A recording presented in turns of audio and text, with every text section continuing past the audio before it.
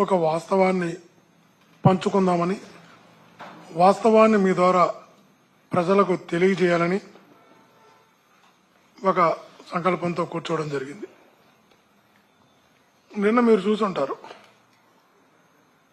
మా పైన POCSO case పెట్టారు, ఎస్సీ ఎస్టీ కేసు పెట్టారు, ఐటీ యాక్ట్ పెట్టారు, 11 సెక్షన్లతో కేసు నమోదు చేశారు. చాలా మందికి అనిపిస్తోంది, ఇన్ని సెక్షన్లతో కేసు నమోదు చేసేంత ఏం జరిగింది, ఎందుకు చెవిరెడ్డి పైన ఇతరుల పైన ఇన్ని సెక్షన్లు పెట్టారు అని ఒక ఆలోచన రేకెత్తించారు. అక్కడి వరకు వాళ్ళు సక్సెస్ అయ్యారు. ఈరోజు ఇంగ్లీష్ పేపర్ చూసినా, హిందీ పేపర్ చూసినా, టైమ్స్ ఆఫ్ ఇండియా చూసినా, ఛానల్లో చూసినా చెవిరెడ్డిపై పోక్సో కేసు, చెవిరెడ్డిపై పోక్సో కేసు. అరే ఏంది, ఎందుకు పోక్సో కేసు పెట్టారు, ఏం చేశారని ఒక ఆలోచన, ఒక బురద జల్లి కడుక్కోమని చెప్పేటటువంటి ప్రయత్నంలో వాళ్ళు నిజంగా కూడా ఈ కార్యక్రమం చేపట్టారని తెలియజేస్తున్నా. కానీ వాస్తవాన్ని అయితే ప్రజలకు చెప్పాల్సిన బాధ్యత నా పైన కూడా ఉంది. ఆ రోజు జరిగినటువంటి సంఘటన మీకు ఒక్కటే మీ ద్వారా తెలియజేస్తా ప్రజలకు కూడా. ఆ రోజు సాయంత్రం 6:30 కాడ అనుకుంటా, 7 గంటల కాడ, ఐ థింక్ 7 o'clock కాడ, 6:30-7 మధ్యలో వాళ్ళ ఫాదర్ ఫోన్ చేశారు. ఇట్లా నా బిడ్డకి ఇలా జరిగింది, నా బిడ్డ ఇలా ఎల్లమంది ఆసుపత్రిలో ఉంది అని తను చెప్పినప్పుడు ఎక్కడో 80 కిలోమీటర్లు ఉన్న ప్రాంతానికి, తలకోన దగ్గరది ఉన్న ప్రాంతానికి హుటాహుటిన 7 గంటలకంత 7:15 బయలుదేరి అడావుడిగా వెళితే ఆ బిడ్డకు వైద్యం ఇవ్వాల్సిన రూమ్లో డాక్టర్లను బయట పెట్టి పోలీస్ సిబ్బంది విచారిస్తున్నారు. నేను ఆ రోజు అడిగా, డాక్టర్లు నర్సులు ఉండాల్సిన దగ్గర మీరెందుకున్నారు, ఆ బిడ్డకు అందించాల్సిన వైద్యం కదా, ఏం చేస్తున్నారు మీరని గట్టిగా మాట్లాడడం జరిగింది. ఆ తర్వాత వాళ్ళ నర్సులు కూడా రావడం జరిగింది, అందరం కూడా బయటకు వచ్చేయడం జరిగింది. బయటకు వచ్చిన తర్వాత వాళ్ళ ఫాదరు చాలా కోపంగా ఉన్నాడు. అది ఎవరికైనా, మీకైనా నాకైనా ఉండే కోపమే. తన బిడ్డ పైన ఒకటి సంఘటన జరిగినప్పుడు ప్రతి తండ్రి కూడా ఆవేశం తట్టుకోలేడు. ఆ తట్టుకోకుండా బయటకు వచ్చిన తర్వాత తన మాట్లాడిన మాటలు కూడా ఒకసారి మీరు వినండి. ఇట్స్ బిడ్డ మీరందరూ వినాలి కూడా, ప్రజలకు కూడా తెలియాలి.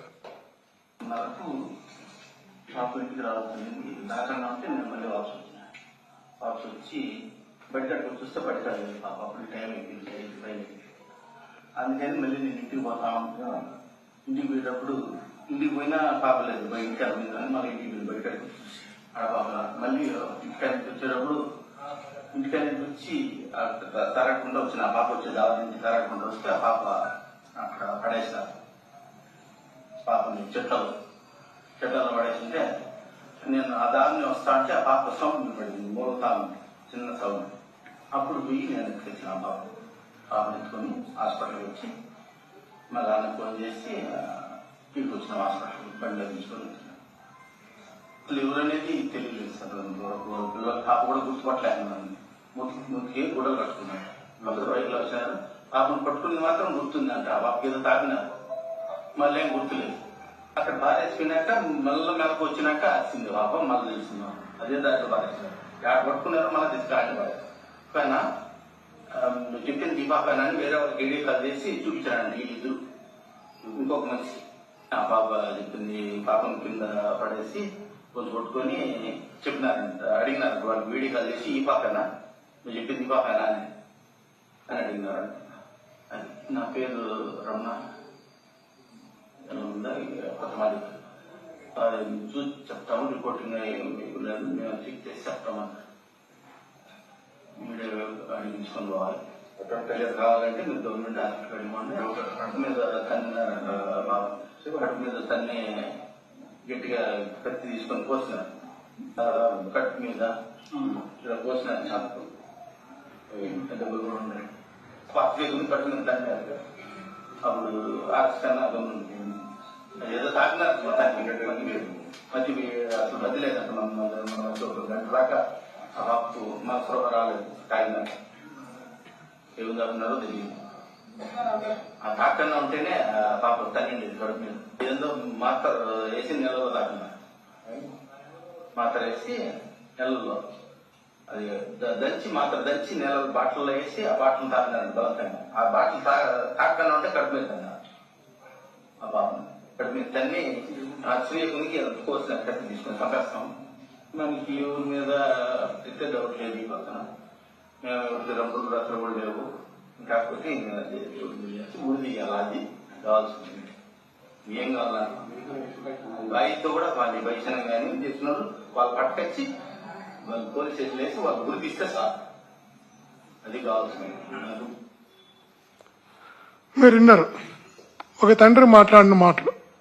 నాకు బగిసానం అయినా పర్వాలేదు, బగిసానం అంటే మాకు చిత్తూరు భాష, బగిసానం అంటే పరుగుపోయినా పర్వాలేదు, వాడినైతే ఉరి తీయాల్సిందే, నా బిడ్డని ఇలా కాలుతో తన్నాడు ముందు దాపి పాపం. నిజంగా కూడా ఒక తండ్రి ఆవేదన మీరు విన్నారు.